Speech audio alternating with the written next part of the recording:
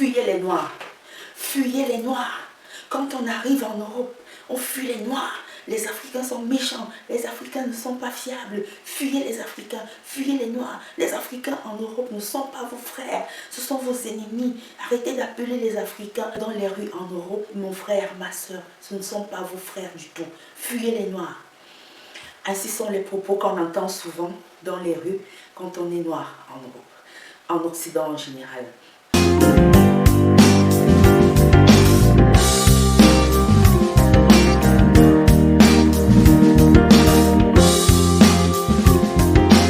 Bonjour tout le monde. Aujourd'hui, on va parler d'un sujet assez délicat, un sujet assez courant pour les Africains en Europe. Un sujet qui, je ne sais pas si ça fait l'unanimité ou si le sujet divise. Aujourd'hui, on va parler de la mentalité des Africains en Occident. Lorsqu'on arrive en Occident, beaucoup de personnes vous disent « fuyez les Noirs ». Ne partez pas vers les Noirs. Moi aussi, quand je suis arrivée en Europe, on m'a dit, fuis les Noirs, ne t'approche pas des Noirs, ne te mets pas en relation avec un Noir, ne parle pas de ta vie privée à un Noir, ne cause même pas avec un Noir. Quand tu vois un Noir, limite-toi à bonjour, bonjour, salut, salut. Tu ne parles pas de toi, tu ne lui parles pas de ton travail. Un Africain ne doit pas savoir où tu vas bosser, un Africain ne doit pas savoir ce que tu fais dans ta vie, c'est pas ce que tu manges. Contente-toi de leur dire bonjour dans la rue et basta. Alors, si tu es nouveau sur la chaîne, je suis Elizenga de la chaîne Astuces et conseils au quotidien. Je suis entrepreneur, je suis business manager. Je t'accompagne dans la création et la gestion de richesses. Sur cette chaîne, on donne des astuces sur tous les aspects de la vie. Comme son nom l'indique, astuces et conseils au quotidien. Mais on parle plus d'argent. Tout ce qui peut faire gonfler ton porte-monnaie, tout ce qui peut faire gonfler ton compte bancaire, tout ce qui peut rendre plus solide ton mindset. On parle même de développement personnel. En fait, on n'a pas les mêmes expériences, pour dire vrai. C'est pas parce que tu as fait une mauvaise expérience avec un Africain que tous les Africains sont forcément méchants. Ce n'est pas parce qu'un Africain a abusé de ta confiance que tous les Africains sont des malhonnêtes. Il faut faire la part des choses. Et très souvent, prenez la peine de raconter votre expérience. Ne dites pas tout simplement aux personnes, non, fuyez les Africains. C'est un peu malsain de dire ça. Pour une personne qui vient fraîchement de l'Afrique, c'est un peu malsain. Parce que une personne qui vient fraîchement de l'Afrique, qui vous trouve en Occident, vous écoute comme un dieu. Si vous l'avez accueilli, elle vous écoute comme un dieu. Donc sa réussite dans le pays d'accueil dépend de ce que vous lui dites. Dépend de ce que vous lui enseignez. Ce serait troquer le bonheur des autres. Je partage donc ici avec vous ma petite expérience quand moi je suis arrivée en Europe et quand on m'a dit « fuis les Noirs ». J'ai écouté comme une parole d'évangile, bien évidemment. J'ai cru, j'ai accepté qu'il fallait fuir les Noirs. Mais très vite, j'ai été confrontée à des problèmes de langue puisque j'atterris en Allemagne. La langue est difficile. La personne qui m'accueille même n'a pas beaucoup d'informations sur les voies et moyens que je dois emprunter pour réussir en Allemagne. Du coup, je me retrouve confrontée à certains problèmes. Et d'abord, pour la petite histoire, j'ai pratiquement été SDF alors que j'avais mon argent. Je suis venue avec une caution, on payait 8 500 € de caution et quand je partais du Cameroun, ma maman m'avait encore remis 1 000 €. Donc j'avais en tout 9 000 €, mais j'étais presque sans abri. Pourquoi? Parce que quand tu arrives, on te demande les 3 derniers bulletins de paye. Et tous les bailleurs que j'appelais, que j'essayais d'avoir une chambre. Parce que la ville dans laquelle moi j'ai atterri, ce n'est pas la ville par laquelle je suis venue. Donc j'ai obtenu l'inscription à l'université d'une autre ville. Et la personne qui m'accueille me demande de ne pas aller dans cette ville-là, de venir plutôt la retrouver dans sa ville à elle. Ce que je fais, comme je vous ai dit, quand tu sors de l'Afrique, fraîchement de l'Afrique, tu écoutes la personne qui t'accueille comme un dieu. Et la réussite d'une personne en Occident dépend fortement de l'accueil. La réussite dépend fortement de l'accueil que tu as eu quand tu es arrivé en Europe. Donc c'est ainsi que je la retrouve dans sa ville. Et dans sa ville, puisque je n'ai pas de place à l'université, je ne peux pas postuler pour une chambre à la cité universitaire. C'est déjà ça. Et même si j'avais une préinscription, ce n'est pas toujours aussi facile. Il y a des listes d'attente. On m'aurait inscrit sur une liste d'attente et j'aurais dû attendre. Et je n'ai pas où dormir. Toutes les personnes qu'on essaie de contacter, tous les bailleurs disent on veut les 3 derniers bulletins de paye, les 3 derniers bulletins de paye, on veut ton dernier contrat de paye. Tu as beau leur expliquer que je sors fraîchement du Cameroun, ils n'entendent rien. Du coup, tu es sans abri. Et je me souviens, je n'oublierai jamais ce gars. Même si je l'ai perdu de vue, je ne vais jamais l'oublier. La personne qui m'héberge en premier, c'était un Sierra Lyonnais. Parce que j'étais vraiment à la rue. La personne même qui m'accueillait n'avait pas de local. Donc, c'est un Sierra Lyonnais qui dit, voilà, normalement, je vis ici avec ma fille. Et comme ma fille est en vacances chez sa maman, je vais te laisser ma chambre et je vais vivre chez un ami pendant 1 mois. Le temps pour toi de trouver quelque chose. Vous voyez un peu le truc.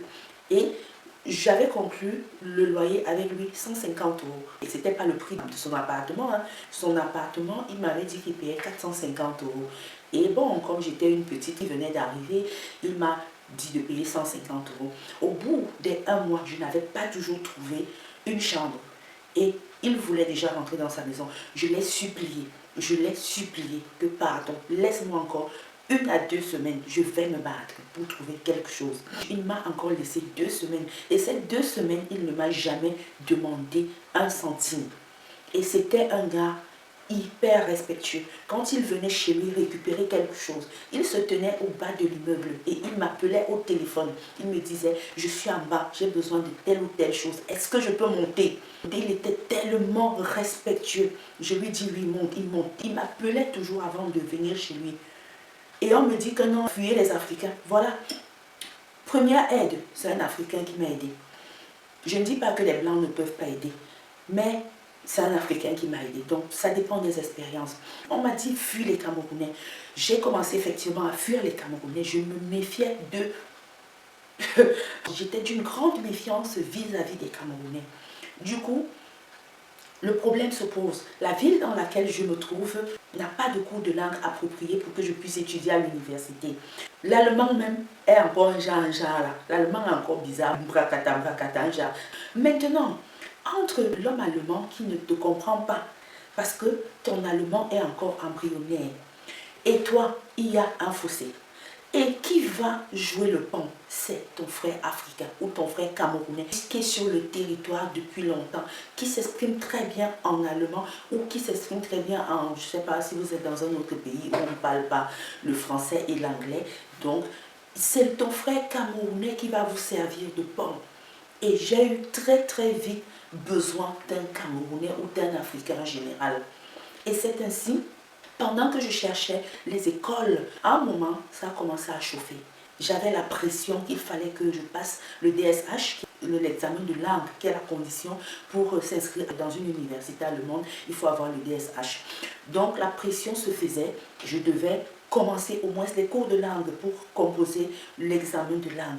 Et je n'avais même pas d'école. Je me suis même d'abord inscrite dans une école où j'ai payé 420 € par mois et j'ai payé 2 niveaux gratuitement parce que en Allemagne, il y a le DSH et il y a le TESTAF. L'école dans laquelle je me suis d'abord inscrite offrait le TESTAF. Et moi, je composais le DSA. Donc, j'ai été inscrite dans les cours du TESDAF et j'ai composé le DSA. Je suis quelqu'un, je n'aime pas trop l'échec. Je n'aime pas beaucoup l'échec. Donc, je me donne toujours tous les moyens pour réussir. Et lorsque j'échoue, je dis, mais attends, mais c'est quelle histoire ça que fuyaient les Camerounais? Je sors du Cameroun, là-bas je ne vivais qu'avec les Camerounais. J'arrive en Allemagne, on me dit fuyaient les Camerounais, comment? Je dis que mince, l'affaire si fuyaient les Camerounais, comment? Je dis non. J'ai utilisé mon cerveau et je me suis dit, ici là, c'est les Africains qui vont m'aider. Parce que si l'Allemand ne peut pas me comprendre, mon frère africain ou camerounais me comprend parfaitement. Et lui, il va traduire, il va jouer l'interprète entre l'allemand et moi. C'est ainsi que je brise la barrière et je m'ouvre au Camerounais. Je commence à expliquer mon problème à tous les Camerounais que je rencontrais. Je leur expliquais mon problème. Et c'est un Camerounais qui prend son téléphone avec son crédit. Il commence à appeler les instituts qui offrent les cours de langue. Il commence à appeler dans l'Allemagne. Il appelle de temps en temps. Son interlocuteur demande à parler à la concernée. Il me passe le téléphone et c'est ainsi que j'obtiens une place au cours de langue. Par la suite aussi, après les 1 mois et demi, c'est une Camerounaise en qui je me suis ouverte, qui me dit, voilà, je connais une personne qui sous-loue des chambres, tu peux prendre une chambre chez lui en sous-location. Et chaque fois qu'elle avait une opportunité de chambre libre, elle m'envoyait un SMS et elle me disait appelle très vite, appelle très vite. Donc les histoires de fuyer les Africains, fuyer les Camerounais là en Europe, non, non, non, non, non, non, non, non. Je ne suis pas d'accord. Apprenez à raconter aux personnes les circonstances dans lesquelles vous avez fait une mauvaise expérience avec une telle nationalité, avec telle ou telle autre personne. Ne généralisez pas. Parce que quand vous généralisez, le bonheur de quelqu'un peut provenir d'un Africain, d'un Camerounais. Et lorsqu'une personne est nouvellement arrivée dans un pays, ne lui dites pas des choses figées comme fuis les Camerounais, fuis les Africains, comme la peste et tout. Moi, je trouve ça tellement aberrant de mettre des préjugés sur toute une race de personnes, sur tout un continent de cette façon-là. Et le pire, c'est que c'est les Africains eux-mêmes qui mettent ces préjugés sur d'autres Africains. Si vous avez fait de mauvaises expériences avec un ou plusieurs Africains, ça ne généralise pas pour autant. C'est vrai que les Africains eux-mêmes ne sont pas très faciles ici en Occident, mais il n'en demeure pas moins que il y a des bons. Dans tout peuple, il y a de bonnes et de mauvaises personnes. Donc, arrêtons de globaliser. Donc voilà, aujourd'hui, je voulais partager avec vous ma petite expérience. Si vous avez aussi fait des expériences positives ou négatives avec les Africains, dites-nous en commentaire. Sur ce, on se dit à bientôt pour une nouvelle vidéo. Je vous fais plein de bisous. Portez-vous bien comme d'habitude. Bye!